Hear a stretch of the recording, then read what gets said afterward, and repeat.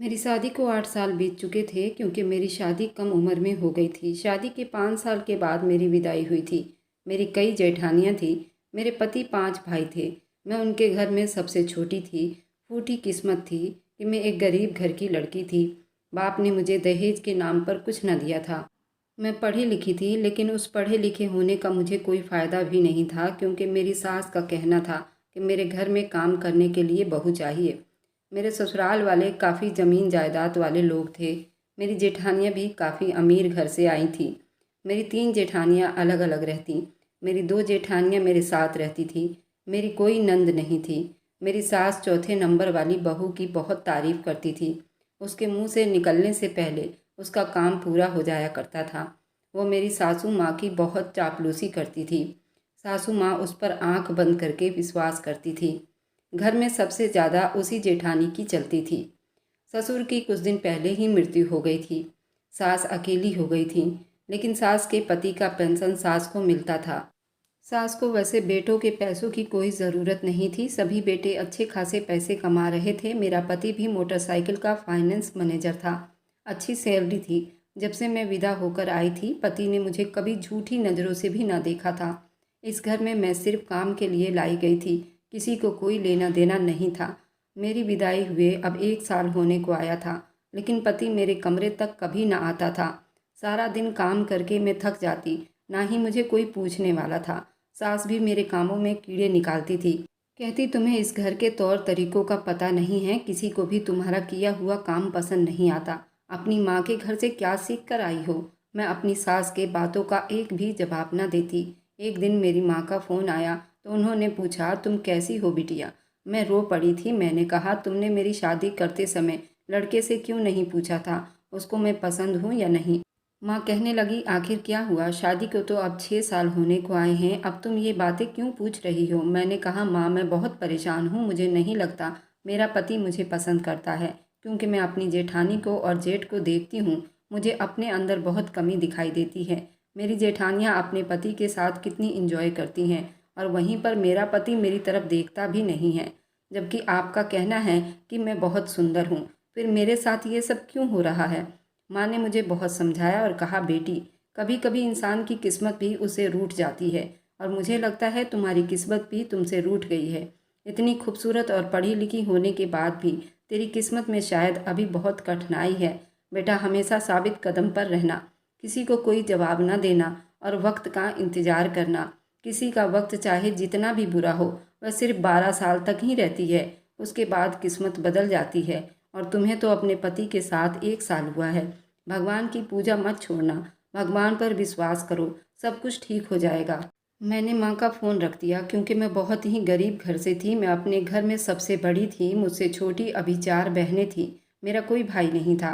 किस्मत ऐसी थी कि मैं अपने ससुराल में सबसे छोटी थी, और यहाँ मेरी कोई इज्जत नहीं थी। पति भी अच्छा खासा पैसा कमाता था। ससुराल में सिर्फ मेरी जेठानी की ही चलती थी, और जिस जेठानी की चलती थी उसका पति विदेश में रहता था। वह भी काफ़ी अच्छे पैसे कमा रहा था। मेरी जेठानी के 2 बच्चे थे, वो बेटे थे। एक बेटे की शक्ल तो मेरे पति से काफ़ी मिलती थी, पर मैं अपने दिमाग में ऐसा कुछ भी नहीं सोचना चाहती थी।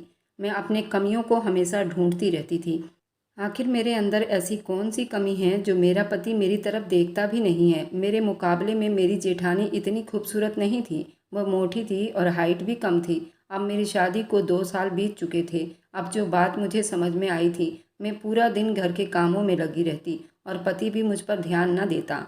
मैं उसके कपड़े, उसका खाना, उसके मनपसंद का खाना, इस सब का ध्यान रखती थी। उसके बाद भी उसको मेरी कोई परवाह नहीं थी। उसने आज तक मुझसे कोई बात नहीं की थी, और ना ही वो मेरे कमरे में सोता था। मेरे कमरे में कोई टीवी नहीं था। हम सेकंड फ्लोर पर रहते थे, पर काफ़ी बड़ा मकान था। नीचे के फ्लोर में मेरी और जेठानियाँ रहा करती थी। मेरा कमरा सबसे अंदर के साइड में था, जहाँ पर रसोई था, और मेरी जेठानी जिसका पति विदेश में रहता था, उसका कमरा एकदम कोने में पड़ता था। मेरा पति उसी कमरे में घुसा रहता। वहाँ पर बड़ा सा टीवी लगा हुआ था, और वहाँ पर वाईफाई भी लगा हुआ था। जेठानी के दोनों बच्चे अपने दादी के साथ सोते थे। जेठानी कमरे में अकेली सोती। मेरा पति भी उसी कमरे में घुसा रहता, पर मेरी इतनी हिम्मत नहीं थी कि मैं ये पूछ पाती कि मेरा पति आखिर मेरे कमरे में क्यों नहीं सोता। मेरी सास मुझे बस कामों में उलझाए रखती। एक दिन सास की तबीयत बहुत ज़्यादा ख़राब हुई। और उन्हें अस्पताल में भर्ती करवाना पड़ा। घर के कामों में बिजी रही सास के पास मेरी छोटी जेठानी थी, उसका भी घर में बहुत कम ही चलता था, पर उसका पति उसका साथ देता था। वो मुझसे बातें करती तो मेरी सास उससे झगड़ा करती, क्यों तू उसे अपनी तरह बना रही है। सास मुझे भी बहुत डांटती, कहती अपना काम किया कर, बहुत बातों में लगी रहती है। छोटी जेठानी का पति आता तो वह तुरंत अपने पति की आव भगत में लग जाती। मेरी सास से छोटी जेठानी का कई बार झगड़ा हो चुका था। वह जेठानी को उल्टी सीधी बातें कहती तो जेठानी भी सास को डांट देती थी। जेठानी कहती, मुझे सरगम मत समझना कि मैं डर जाऊं, मैं कोई गरीब घर से नहीं हूँ, मैं तुम्हारी अभी खटिया खड़ी करवा दूंगी। मेरी सास उससे कम ही मुँह लगती थी। उससे बड़ी जेठानी तो सास से भी 2 कदम आगे थी। वह तो पूरे घर पर राज करती थी। बाकी 3 जेठानियाँ दूसरे शहर में अपने अपने पति के साथ थी। सबसे छोटी जेठानी ने सास से झगड़ा कर अब वह अलग नीचे की फ्लोर में रहने लगी थी। वह मुझसे कभी कभी बातें कर लिया करती थी। कहती, तुम अपने पति को अकेला क्यों छोड़ती हो, उसके पास जाओ और उसे अपने कमरे में सोने के लिए राजी करो। तुम्हारे पति की सारी कमाई संजना भाभी खा रही है और अपने पति का सारा कमाई वो बचा रही है। तुम बेवकूफ़ हो, तुम अपना खर्च अपने पति से क्यों नहीं मांगती। पर मेरा पति तो मुझसे बात ही न करता था, तो खर्च तो दूर की बात थी। सास की तबीयत खराब हुई तो छोटी जेठानी अस्पताल में थी, उससे बड़ी जेठानी घर पर ही थी। उन्होंने अपने तबीयत खराब होने का बहाना बना लिया और घर में लेटी रही। मेरा पति हॉस्पिटल में मेरी सास के पास आता जाता रहा। मेरी सास की तबीयत बहुत ही ज़्यादा सीरियस हो गई थी। डॉक्टर ने जीने की उम्मीद कम बताई थी। उनको दिल का दौरा पड़ा था, वो भी तीसरी बार। वह आईसीयू में भर्ती थी। सास आईसीयू में थी तो वहाँ पर डॉक्टर किसी को रुकने भी नहीं दे रहे थे। बस सुबह शाम सास से मुलाकात होती थी। आज मैं पहली बार अपनी जेठानी के कमरे में बिना पूछे कदम रख रही थी, क्योंकि मैंने थोड़ी देर पहले ही अपने पति को उस कमरे में जाते हुए देखा था। तो मैं पति का खाना लेकर जेठानी के कमरे की तरफ चल पड़ी थी। मैंने कहा, जो भी हो जाए आज मैं अपने पति का सामना करके रहूंगी, आखिर वह उस कमरे में क्या करते हैं। जेठानी का पति उनके साथ नहीं रहता, वह विदेश में है, तो वह उनके कमरे में क्या करते हैं। आज मैं अपने सारे सवालों का जवाब ढूंढने के लिए उस कमरे में चल पड़ी थी। जैसे ही मैंने धीरे से दरवाज़ा खोला, मेरे पैरों तले से ज़मीन निकली थी। मेरा पति और मेरी जेठानी एक दूसरे से लिपटे हुए थे। जेठानी के बच्चे सास के कमरे में थे। मैंने दरवाजे पर थोड़ा सा हाथ मारा ताकि वो मेरी तरफ ध्यान दे। मेरी जेठानी तुरंत उठकर बैठ गई, अपने कपड़े संभालने लगी। पति तो बिल्कुल शर्मिंदा हो गया। कहने लगा, क्या बात है, तुम यहाँ किस लिए आई हो। मैंने कहा, मैं तुम्हारा खाना लेकर आई हूँ। पति ने कहा कि मैं खाकर आया हूँ। जेठानी हकलाने लगी, कहने लगी, कुछ नहीं देवर जी, बस मेरा बुखार चेक कर रहे थे। मैंने देखा कि मेरे पति के गाल पर लिपस्टिक के निशान थे। मैंने कहा, बुखार चेक कर रहे थे या आपका होंठ, क्योंकि पति के होंठ पर भी आपके लिपस्टिक का निशान है। वे दोनों इतना शर्मिंदा हुए, उनके मुंह में कोई भी शब्द नहीं आ रहे थे। और मेरी जेठानी का ब्लाउज का हुक पूरा खुला हुआ था। मेरे पति भी अजीब अवस्था में खड़े थे। उन्होंने अपने कमर के आगे तकिया लगा लिया। मैंने कहा, आप मेरे पति हैं, आपको मुझे इस तरह शर्माने की ज़रूरत नहीं, और मेरी उम्र इतनी छोटी भी नहीं कि मैं ऐसी चीज़ों को समझ ना पाऊँ। जो अधिकार मेरा है वह आप भाभी को दे रहे हो, और हिंदू समाज में तो भाभी एक माँ के बराबर होती है। और तुम ये सब क्या कर रहे हो, भगवान तुम्हें कभी माफ़ नहीं करेंगे। जेठानी अपनी नज़रें नहीं उठा पा रही थी और पति भी बहुत शर्मिंदा थे। मैं खाना लिए खड़ी होकर ये सारी बातें कर रही थी। मैंने कहा, मैंने तुम दोनों की सारी सच्चाई जान ली है। अब तुम्हें मुझे छुपाने की ज़रूरत नहीं है कि मुझे तो पहले से ही शक था कि आखिर मेरा पति मेरे कमरे में क्यों नहीं आता। अब मैं जान गई हूँ कि वह आपकी इच्छाओं को पूरी कर रहा है, क्योंकि आपके पति तो विदेश में हैं और मेरा पति वह सारी कमी पूरा कर रहा है। अब मुझे इस घर में नहीं रहना चाहिए। पति हकलाने लगा, कहने लगा, जैसा तुम सोच रही हो ऐसा कुछ भी नहीं है। बस मैं थोड़ा काम से थका होता हूँ और यहाँ टीवी है, वाईफाई लगा है, तो मैं काम करते करते यहीं सो जाता हूँ।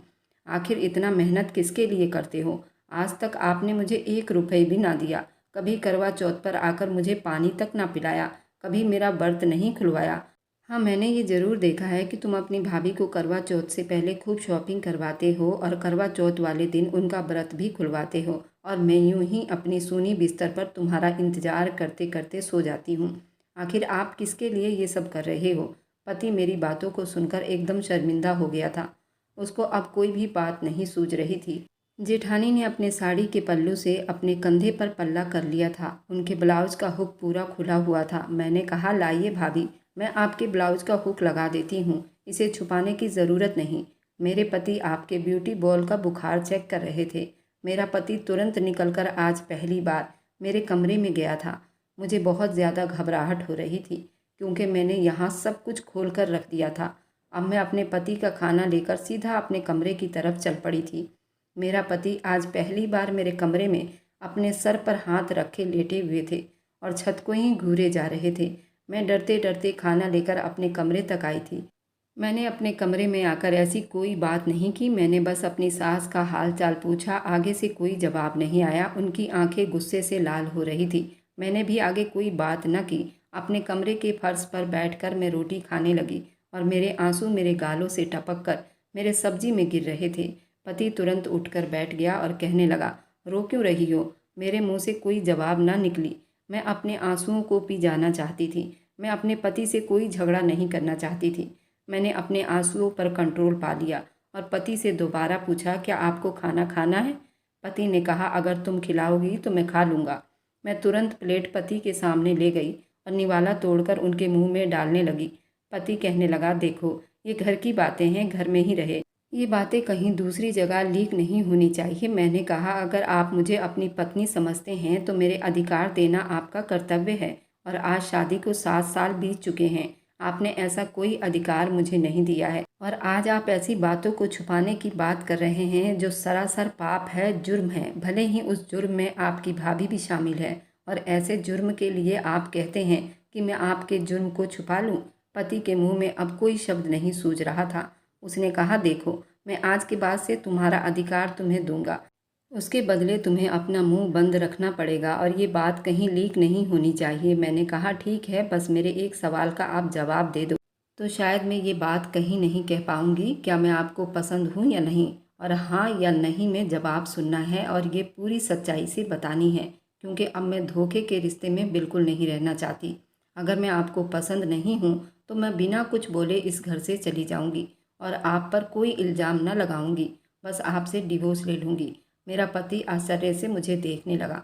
उसने कहा, तुम्हारे अंदर तो मुझे कोई कमी नज़र नहीं आता जिससे मैं तुम्हें ना पसंद करूं। बस तुम्हारे बारे में माँ मुझे न जाने क्या कुछ कहती रहती हैं और भाभी तुम्हारे बारे में उल्टी सीधी बातें बताती हैं। तुम्हें बोलने का तमीज़ नहीं, कपड़े पहनने का तमीज़ नहीं। मैंने फिर से एक सवाल किया, क्या तुम्हें ऐसा दिखता है कि मुझे कपड़े पहनने का तमीज़ नहीं? और क्या तुमने कभी मुझसे ऐसा कोई शब्द सुने हैं जो तुम्हें बुरे लगे हों? पति के मुंह में फिर से कोई जवाब नहीं था। उसने सिर्फ ना में जवाब दिया। उसने कहा, नहीं, मैंने ऐसी कोई बात नहीं सुनी। तुम तो इतनी गोरी हो, तुम्हारी हाइट भी इतनी अच्छी है और मैंने आज तक तुम्हारा सर खुला नहीं देखा। मेरा पति अब कदम कदम चलते मेरी तरफ आ रहा था। उसने मेरे सर से पल्ला नीचे किया। मेरे घुटनों तक बाल देखते उसने एक ठंडी आह भरी और वापस मेरे पल्ले को मेरे सर पर उड़ा दिया और कहने लगा, तुम तो पूरी देवी हो, तुम्हारे अंदर तो कोई कमी मुझे नज़र नहीं आ रही। इसका मतलब जो भी तुम्हारे बारे में बातें सुनी हैं वह सब झूठी है। उसने मुझे अपनी बाहों में उठाकर बिस्तर पर लाया और अपने दोनों हाथ जोड़कर मेरे घुटनों पर रख दिया। पति ने कहा, सरगम तुम तो सच में बहुत खूबसूरत हो। आज मैंने तुम्हें इतने पास से देखा है और तुमने तो मेरा होश ही उड़ा दिया है। वह धीरे धीरे मेरे गालों पर हाथ फेरने लगा। मैंने उसके हाथों को पकड़ लिया। मैंने कहा, पहले बताओ मैं तुम्हें पसंद हूँ या नहीं? उसने कहा कि बोलकर बताऊँ या फिर कुछ करके दिखाऊँ, क्योंकि अब मुझसे बिल्कुल भी कंट्रोल नहीं होता। मेरी पत्नी मेरे ही घर में है और वह भी इतनी खूबसूरत और मेरे लिए रोज़ तड़पती भी है। आज मैं तुम्हारी सारी शिकायत दूर कर दूंगा। मुझे माफ़ कर दो सरगम। शायद माफ़ी के लायक तो नहीं हूँ। आज पहली बार मुझे तुम बहुत पसंद आई हो। इससे पहले मैंने तुम्हें इतने पास से कभी नहीं देखा था। सिर्फ तुम्हारे बारे में गलत बातें सुनी थी और मैं आज उन सभी बातों को रद्द करता हूँ और अब तुम्हारे अलावा मैं किसी को आंख उठाकर नहीं देखूँगा। और जो भी गलती हुई है मुझे माफ़ कर दो, पर मुझे अपने होठों का जाम पिला दो। वो मेरे होठों पर झुककर मेरे होठों को चूमने लगा और धीरे धीरे मेरे बैक हुक के ब्लाउज को खोलने लगा। उसके बाद मेरे ब्रा को भी खोल दिया। मेरे मुंह से तो अब एक शब्द भी नहीं निकल रहा था। मैं कांपने लगी थी। मेरे आंखों से आंसू निकलकर उसके शर्ट पर गिर रहे थे। उसने तुरंत मेरी आंखों को साफ किया और आंखों को भी अपने होठों से चूमने लगा। उसने कहा, सरगम इस वक्त आंसू बहाने का टाइम नहीं है। मैं तुम्हारे एक एक आंसुओं को अपने प्यार से भर दूंगा। मुझ पर भरोसा करो। एक बार मुझे माफ़ करके देखो। मैं तुम्हें वह सारा अधिकार दूंगा जिसकी तुम हकदार हो। आज के बाद तुम्हारे आंखों से आंसू गिरने न दूंगा, ये मेरा वादा है। बस आज मुझे अपनी मोहब्बत से भिगो दो। तुम अभी भाभी के कमरे में कह रही थी कि तुम रोज़ रात को मेरा इंतज़ार करती हो। आज से तुम्हारा इंतज़ार ख़त्म हुआ और मैं पूरा का पूरा तुम्हारा हूँ। विष्णु मुझे लेकर बिस्तर पर गिर चुका था। मेरी साड़ी नीचे ज़मीन पर गिर चुकी थी। ब्लाउज़ तो विष्णु ने पहले ही निकाल दिया था। मैं बहुत काँप रही थी। विष्णु धीरे धीरे मुझे प्यार से सहला रहा था। वो मेरे सारे जिस्म को चूम रहा था। मुझे बहुत घबराहट हो रही थी। मैं लंबी लंबी सांसें ले रही थी। विष्णु ने मेरे कान में कहा, कुछ नहीं होगा, अपने शरीर को थोड़ा ढीला छोड़ो, प्यार से मेरी आंखों में देखो। विष्णु ने कमरे की लाइट भी बंद नहीं की थी। मुझे बहुत शर्म आ रही थी। विष्णु बार बार मेरे धीरे धीरे कान में कहता, सरगम अपनी आंखें खोलो, मैं तुम्हारा पति हूँ। इतना क्यों शर्मा रही हो? आखिर तुम मेरा रोज़ इंतज़ार करती थी। क्या तुम्हें नहीं पता कि पति और पत्नी के बीच में ये सब होता है? विष्णु की बातें सुनकर मारे शर्म के मेरे गाल बिल्कुल लाल हो चुके थे। विष्णु मेरे ब्यूटी बॉल से खेल रहा था। मैं बार बार विष्णु का हाथ नीचे करती तो विष्णु ब्यूटी बॉल से हाथ हटाकर मेरे बेली बटन को छूने लग जाता। मेरा पूरा शरीर कांप रहा था। मैं बार बार विष्णु को प्लीज़ प्लीज़ कहकर पीछे धक्का देती। विष्णु उतना ही जोर से मुझे जकड़ लेता। अब मैं हार मानकर विष्णु को सौंप चुकी थी। थोड़ी ही देर में मेरी चीख निकली तो विष्णु ने अपने दोनों हाथ मेरे होंठों पर रख लिए थे। कहा, इतनी जोर से चिल्लाओगी तो सबको पता चल जाएगा आज तुम्हारी सुहाग रात है। मेरे साथ कोऑपरेट करो। पहली बार ये सब होता ही है और तुम बहुत ज़्यादा घबरा रही हो। मेरे बिस्तर पर मुझे गीला गीला लगने लगा। मेरा हाथ वहाँ पहुँचा। लाइट की रोशनी में मैंने अपनी आंखों को खोल कर देखा तो बिस्तर पर खून ही खून बिखरा हुआ था। विष्णु मुझे रिलैक्स करने की कोशिश कर रहा था। उसने मुझे बड़ी प्यार से समेटा और कहा कि अब तो ये सब रोज ही होगा, अब इसकी आदत डाल लो। विष्णु मुझे बाथरूम ले गया और शावर के नीचे बैठा दिया और धीरे धीरे बाथरूम में भी मेरे साथ रोमांस करता रहा। मैं अब बहुत थक चुकी थी क्योंकि सारी रात वो मेरे साथ रोमांस करता रहा। सुबह बाथरूम में 7 बज चुके थे। विष्णु का मोबाइल बार बार बज रहा था। वह अपना मोबाइल अपनी भाभी के कमरे में छोड़ आया था और लैपटॉप साथ लाया था। दरवाजे पर जोर जोर से कोई आवाज़ देने लगा। मैं अंदर से आवाज़ लगाई, कौन है? तो मेरी जेठानी का लड़का जो कि 8 साल का था और बिल्कुल मेरे पति के शक्ल का ही था।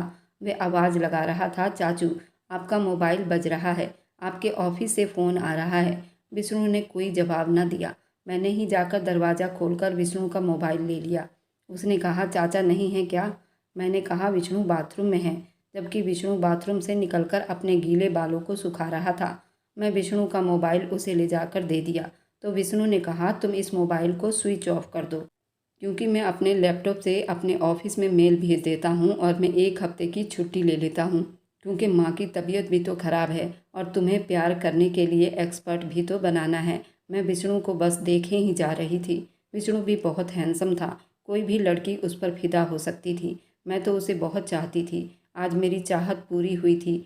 आज मेरे सपनों का राजकुमार मेरे सामने था। विष्णु की बातें सुनकर मेरे गाल बिल्कुल पिंक हो गए थे, क्योंकि विष्णु पूरा 1 हफ्ता दिन रात मेरे साथ रहना चाहता था। मुझे इस बात की बहुत खुशी हुई थी। विष्णु को कहते ही रसोई की तरफ जाने लगी। विष्णु ने कहा, कोई ज़रूरत नहीं रसोई में जाने की, भाभी है, वह खाना बना लेंगी और हम दोनों शाम को मम्मी से मिलने चलेंगे, वहीं पर खा लेंगे। और भाभी के लिए मैं तुम्हारे लिए खाना ऑर्डर कर देता हूँ। तुम्हें रसोई में जाने की ज़रूरत ही नहीं, बस अपने पति को संभालो। मैं उल्टे कदमों से कमरे में वापस आ गई थी। मैंने कहा, भाभी की तबीयत भी तो खराब है, 2 दिन से मम्मी से मिलने भी नहीं गई और कहती हैं बुखार है। भाभी का नाम सुनते ही विष्णु बहुत शर्मिंदा हुआ था। कहने लगा, सरगम इस बात को ख़त्म करो, मेरे और तुम्हारे बीच में अब तीसरा कोई नाम ही नहीं आना चाहिए। तुम बस आज के बाद अपने विष्णु का माला जाप करो, तुम्हारे और मेरे अलावा तीसरा अब कोई नहीं आएगा। मैं विष्णु की बातें सुनकर खुश हुई थी। विष्णु ने जैसा कहा था, पूरा 1 हफ्ता उसने मुझे बेहाल कर दिया था। वो मुझे सांस भी नहीं लेने देता था। हर समय सिर्फ उसे रोमांस ही सूझता रहता था। इस 1 हफ्ते में उसने कोई भी एंगल नहीं छोड़ा था। उसने इंग्लिश हिंदी सारे रोमांस के तरीके अपना लिए थे और मुझे उसने पूरा पैमाल कर दिया था। रोज़ उसका जुनून एक लेवल ऊपर जाता था। मैंने जितनी भगवान से प्रार्थना की थी, आज भगवान ने छप्पर फाड़कर मेरे आंचल में गिरा दिया था। मैं जितनी रातें तड़पी थी, उस 1 हफ्ते में वह सारी रातें भूल गई थी। मुझे मेरा पति एकदम नया दिखाई दे रहा था। पहले वाला पति तो कहीं गुम हो गया था। आज विष्णु की छुट्टी खत्म हो रही थी। हॉस्पिटल से फ़ोन आया। सबके पैरों तले से ज़मीन खिसकी थी। क्योंकि विष्णु की मम्मी की मृत्यु हो चुकी थी। जेठानी भी अपने मायके जा चुकी थी, जो जेठानी कभी मायके नहीं जाती थी। आज विष्णु के बदलते रूप को देखकर वह उसके अगले ही दिन अपने मायके चली गई थी। छोटी जेठानी ने फ़ोन किया तो कहने लगी, मेरी तबीयत बहुत ख़राब है, मैं नहीं आऊँगी। जेठानी ने कहा, कम से कम अपने बच्चों को तो भेज देती, आखिरी बार अपने दादी को देख लेते, क्योंकि उन बच्चों में दादी की जान बसती थी। सबसे ज़्यादा उन 2 बच्चों से प्यार किया करती थी। उसने साफ मना कर दिया, ना ही मैं आऊँगी और ना ही मैं अपने बच्चों को भेजूँगी। विष्णु ने भी कोई सवाल न किया, चुपचाप अपनी माँ के अंतिम संस्कार में लग गया। किसी ने भी एक आंसू ना बहाया। आज सास की 13वीं थी, सभी को आमंत्रित किया गया था। विष्णु के सारे भाई और भाभी आए थे। विष्णु का विदेश वाला भाई भी 13वीं तक पहुंच चुका था। विष्णु के घर में घर का बंटवारा होना था। सास का सारा जेवर संजना भाभी के पास था। जो जेठ विदेश में रहते थे, उनकी पत्नी का नाम संजना था। उन्हीं के पास सास का सारा जेवर था। संजना भाभी से पूछा गया तो उन्होंने कहा, मेरे पास कोई जेवर नहीं। जबकि छोटी जेठानी चिल्ला चिल्ला कर कह रही थी कि सासू माँ और इनका पेट हमेशा एक रहता था, सारा जेवर इन्हीं के पास है। लेकिन संजना भाभी ने साफ मना कर दिया, कहा कि मेरे पास कोई जेवर नहीं, बल्कि मैंने खुद अपने इतने पैसे इनके बीमारी में लगा दिए हैं। जबकि ऐसा कुछ भी नहीं था। जब सास बीमार हुई तो एक बार भी उनसे मिलने नहीं गई थी। वे तो विष्णु के शोक में अपने मायके में जाकर बैठी थी, क्योंकि विष्णु उनके हाथों से निकल चुका था। विष्णु ने इसमें कोई बात नहीं की और ना ही कोई मांग की। उसने कहा, जिसको जो ठीक लगता है वह करो, मुझे जो देना है वो दे दो, नहीं देना तो कोई बात नहीं, मैं खुद कमाता हूँ, मैं अपना बना लूँगा। संजना के पति ने भी अपना पल्ला झाड़ लिया और 3rd फ्लोर पर शिफ्ट हो गए। छोटी जेठानी नीचे शिफ्ट हुई थी और मुझे 2nd फ्लोर दिया गया था। बाकी भाइयों ने गांव की ज़मीन और कुछ शहर में ज़मीनें थी, उन सब में हिस्सा लगाया था। सब अपने अपने काम में मगन हो गए। सबसे ज़्यादा संजना भाभी को फ़ायदा हुआ था। संजना भाभी ने अपने पति की सारी कमाई बैंक बैलेंस किया था और विष्णु के कमाई से ऐश करती थी और अपने बच्चों का स्कूल फीस भी भरवाती थी। संजना भाभी के बच्चे महंगे स्कूल में पढ़ रहे थे। विष्णु के हिस्से में सिर्फ 1 मंजिल आया था। उसने किसी से कोई शिकायत नहीं की। विष्णु अब सिर्फ मुझसे मोहब्बत करता था। उसकी मोहब्बत रोज़ दुगनी होती दिखाई देती थी। जल्दी ही मैंने विष्णु के बच्चे को जन्म दिया था। संजना भाभी विष्णु से बात करने की बहुत कोशिश करती थी, क्योंकि संजना भाभी के पति दोबारा विदेश चले गए थे।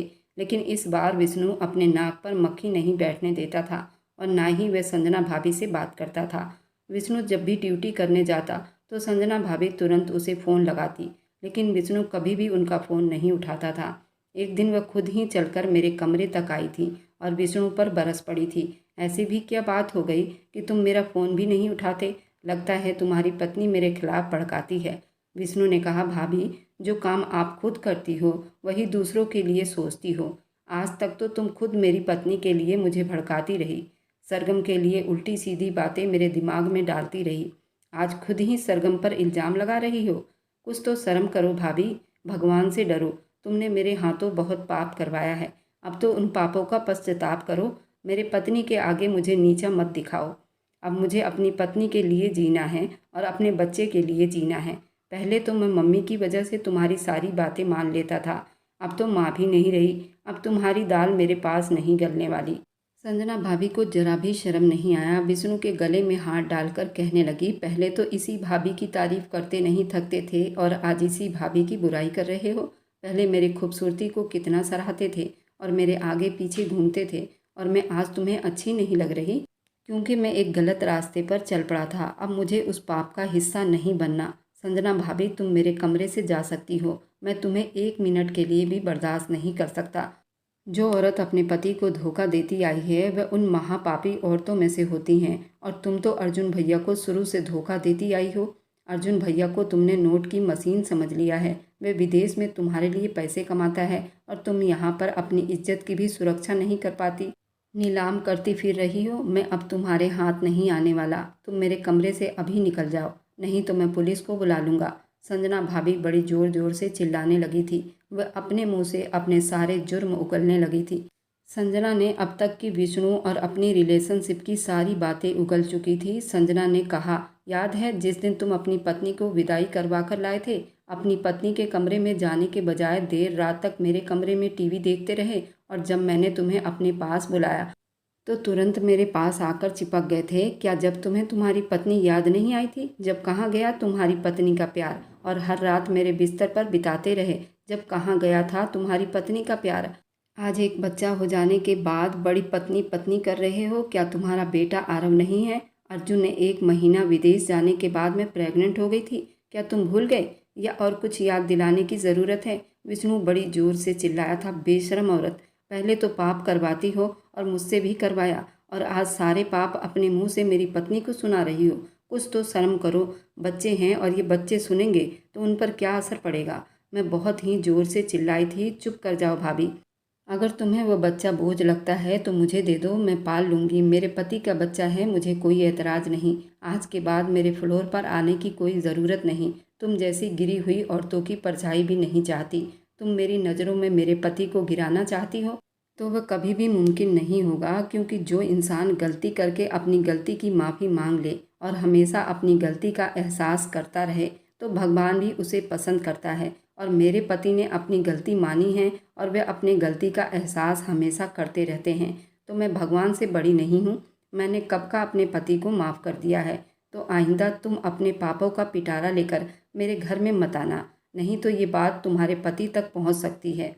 संजना भाभी चुप हो गई थी। सर नीचे किए अपने फ्लोर पर चली गई थी। दोबारा से मैंने और विष्णु ने उनके बारे में कोई बात न की। विष्णु हमेशा अपनी गलतियों की माफ़ी मुझसे मांगता था और हमेशा एक नया वादा करता था। मैं कभी तुम्हें तकलीफ़ नहीं पहुंचाऊंगा।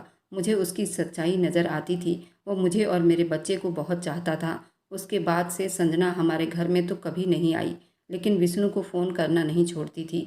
विष्णु संजना को हमेशा के लिए इग्नोर करता आया था। संजना को यही वहम था कि विष्णु मेरे बहकावे में ज़रूर आ जाएगा, लेकिन विष्णु ने दोबारा ऐसा कोई गलत कदम नहीं उठाया था। ऐसे गलत लोग कभी बाज नहीं आते। आप लोग बताइए, विष्णु के भाभी के लिए आप लोगों की क्या राय है? क्या हमें अपना फ्लोर बेचकर यहाँ से हट जाना चाहिए? कमेंट में अपनी राय ज़रूर दें। और मेरी वीडियो आप लोग जहाँ कहीं से भी देखते हैं, कमेंट में अपने शहर और राज्य का नाम ज़रूर बताएं। मुझे आप लोगों के कमेंट पढ़ने में बहुत आनंद आता है और उन सभी का मैं बहुत बहुत धन्यवाद करना चाहती हूँ जो लोग मेरी वीडियो को देखते हैं, लाइक करते हैं और शेयर करते हैं। अगर आपको आज की कहानी पसंद आई है तो वीडियो को ज़रूर लाइक कीजिएगा और अपने दोस्तों के साथ शेयर भी कीजिएगा। और हाँ, अगर आपने अभी तक हमारे चैनल को सब्सक्राइब नहीं किया है तो ज़रूर सब्सक्राइब कर लें। मिलते हैं हम अपनी कल की एक और नई दिलचस्प कहानी के साथ। मुझ पर सदा अपना प्यार और स्नेह बनाए रखें। सभी को मेरा प्यार भरा नमस्कार दोस्तों। खुश रहें, स्वस्थ रहें, मस्त रहें।